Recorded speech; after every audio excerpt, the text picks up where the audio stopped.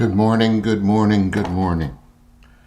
Good morning, good morning, good morning. Good morning, everybody. You get the bathrobed wonder this morning. Oh, that light really reflects off my glasses, so if I keep my head tilted down, I need to get non-reflective lenses for these glasses. So I promised that every morning at 8:30, and it's now 8:38, that I'd come to you with a little nugget from the Feast of Tabernacles. No, I'm not here in Yellowstone National Park. I'm here in, Agreeable Gray. That's the paint on the walls here. So I'm just watching to see if this is going to work for His kingdom. Shalom. Good to see one person with me here. Oh, it says there's 46, but you're not commenting. All right, so here's my little sharing for the feast this morning. I'm going to the scriptures in Leviticus chapter 23, starting at verse 39. It says this: "On the 15th day of the 7th month, when you have gathered in the produce of the land, you shall celebrate the feast of the Lord 7 days."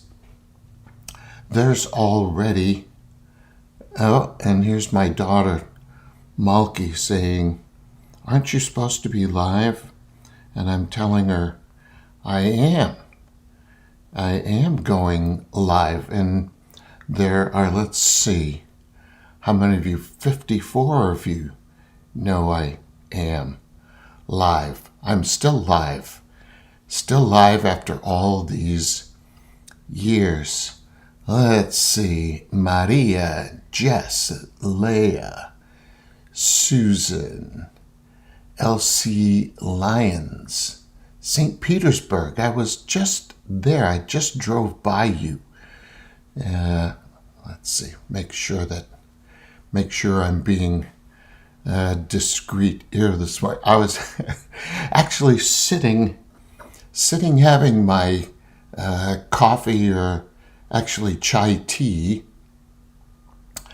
when Valeria from my office said, "Hey, we're ready to go live when you are." Yikes. So where was I? I am back in Leviticus chapter 23. On the 15th day of the 7th month. So this is the 7th month. We could get stuck just here. I was just at a conference out in California, and the preacher kept saying this is the first month for celebrating with the Feast of Tabernacles. No, it's not. I know Happy New Year, and probably most of you know that Happy New Year thing came in with Babylon. When we sat by the river and wept in Babylon, remember the psalm, famous psalm? How can we sing songs of joy when we are longing for our own land? This is the 7th month. Remember the first month of the year, Nisan, and it's back there at Passover. That is the first month of the year. So when we start there, we get to number 7, and this is where all the fall feasts land. We go back earlier in this chapter, and we would see that. But on the 15th day of the 7th month, this starts the Feast of Tabernacles.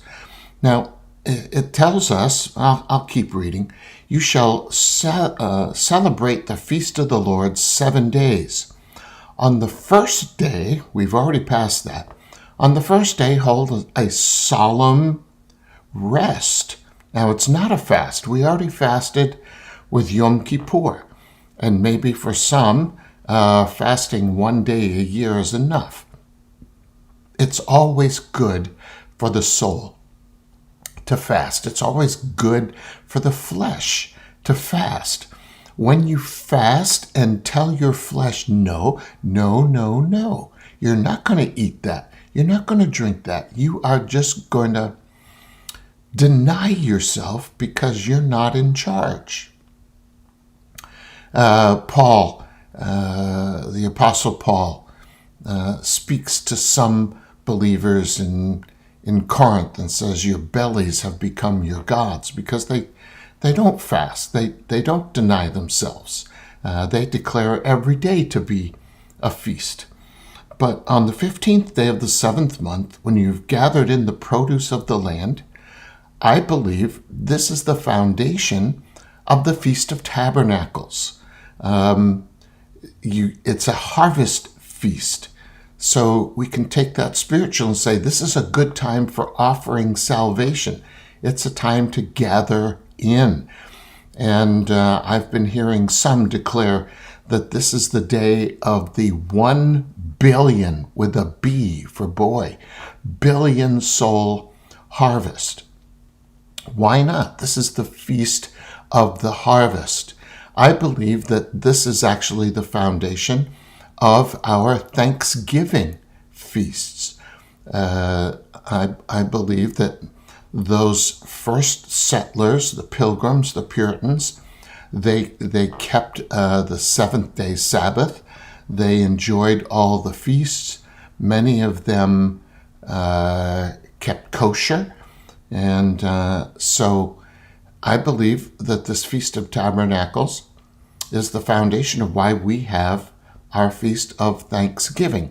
Yeah, it comes a little later in November than Tabernacles traditionally does, sometimes as early as September or early October, but usually by mid-October, mid to late October, these fall feasts have finished according to the lunar calendar.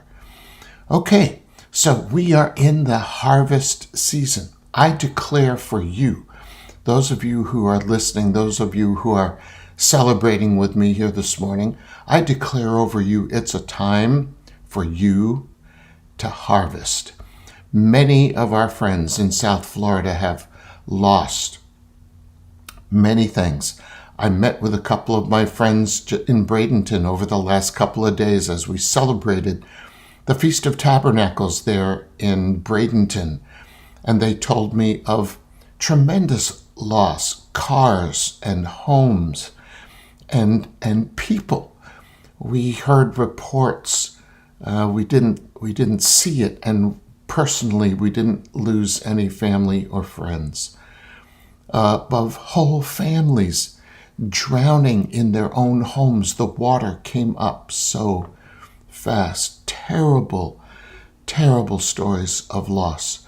But I declare that now, this Feast of Tabernacles of Sukkot, I believe and I declare that this is a time now of gathering in what is being restored, and it is a time of restoration, of replacement, even to the double portion. It's the time of the gathering in, the blessing of the Lord over your life. It's time to celebrate. On the first day, hold a solemn rest. Don't even hold a solemn rest. Just there shall be a solemn rest. Now, for me, I was preparing for a celebration in Bradenton, and on the first day, we held a solemn rest for others, and I led worship and spoke, and then I got on 2 planes and came home. So after sundown, after the first day was over, I tried to start my solemn rest. But so maybe today, if you missed the solemn rest on the first day or the last day, take a solemn rest. and spend the day with the presence of the Lord. There's so much here. I was going to get to some other parts of this that I know you would enjoy, but I'm already at the end of my time. And I'm going to try and do this right on time tomorrow. And I missed, hi Jess, I missed all of your comments. Rafa Nunez. That sounds like a combination of Hispanic and Arabic. Rafa, nice. And Hazel and Marina. And I can see that some of my friends from the ministry are watching this morning and blessing you. Yeah, wow, there's some Hebrew. Okay. I'm not even good. Wenceslao. Is that like Wenceslas must be the good king? Wenceslao. Antello. Wonderful. Bonnie and Gloria Tanya. Wonderful. It's great to see you all. I'm going to be back tomorrow morning, God willing, and I'll get to the nugget that I wanted to share with you. Leia Romero. Dios te bendiga. Great to see all of your names from, yes, hi Shelley, shalom to you. When we used to do this twice a week. I'll get back there. So what was the point of today? There's supposed to be a solemn rest at the front of the feast and at the end of the feast. So I'm going to encourage you, take a solemn rest. You may have to take a vacation day from work. You may have to shut off your phone. You may have to unplug your TV. But do something in obedience. This is our technical Bible here. I've got as many. Oh my goodness, you can't even see it. It's so bright. I've got 25 translations in Hebrew and Spanish on my Techno Bible. It's such a blessing. But take a day off. It's commandment. Why? Because it's good for you. This is not for the Lord. This is for you. Take a solemn day. Go for a walk. Ride your bicycle. Spend hours in the Word and prayer and fellowship with your Heavenly Father. I'm speaking to myself. I already have almost every day with stuff. And I think probably my solemn day of rest is going to be Shabbat. So I'm going to do that. This Shabbat is going to start with spending time with my family in the Sukkah, or the Sukkah, or the booth, or the tabernacle that my son Nathan and his family built in their backyard. No, I don't have one. I've been traveling my brains out, and it's not good. It's not good. I'm repenting. I'm already scheduling in days of rest, November and December. So do what I say, not what I do. How's that for a father? Although I'm going to try and do it. I need it. So take a solemn rest. You deserve it, and you need it. Thanks for joining me this morning, and I'll see you back here tomorrow morning at 8:30. This is East Coast time, and maybe I'll get to the little word that I have for you here. It's another thing that's good for you. The feasts are filled with things that are good for us. So thanks for joining me here this morning. The Lord bless you and keep you. Make his face shine upon you and be gracious unto you. Turn his face toward you and give you his peace, his peace. He is, remember, the Lord of these feasts. He's the Lord of the Sabbath. He's the Lord of your solemn rest. He's the Lord of your restoration. And so, isn't that interesting? Rest is a part of restoration. I should investigate that word a little bit better and see what oration means as a part of restoration. All right, God bless you. Have a great day and a great feast.